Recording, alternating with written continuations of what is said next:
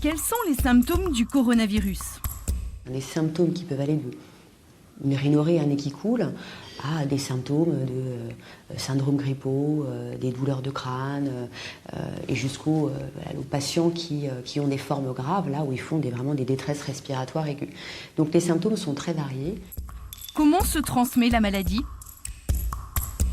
Là, à l'heure actuelle, les modes de transmission qu'on a pu envisager, c'est la transmission effectivement respiratoire, avec des gouttelettes, donc par des mécanismes de toux, d'éternuement, qui émettent dans 1 mètre à peu près les gouttelettes transmissibles, et puis par voie cutanée, puisqu'on sait que ce virus il a quand même une durée de vie sur des surfaces inertes. Enfin, cette famille de virus a une durée de vie d'environ 5 heures dans certaines conditions de température et d'humidité, au maximum sur des surfaces inertes.